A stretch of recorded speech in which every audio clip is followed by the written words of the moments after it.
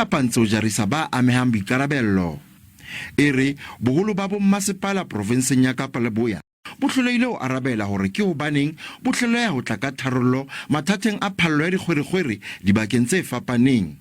We are collecting more information that will assist in having a public hearing within the Francis Bar district. Ati mmasepaleng wa Solplaiki, Kimberley, Rosalia Sebatli, ya dilemo di 76 ke e mong wa baahi ba angweng haholo ke ho hloleha bommasepala phanong ya ditshebeletso tsa mantla ho aga ka hare phallo ya dikgwerekgwere. Mona mo ke dutseng teng ho be haholo. Ho na le metsi ke seloto. Setletse metsi ebile a kena ka matlung.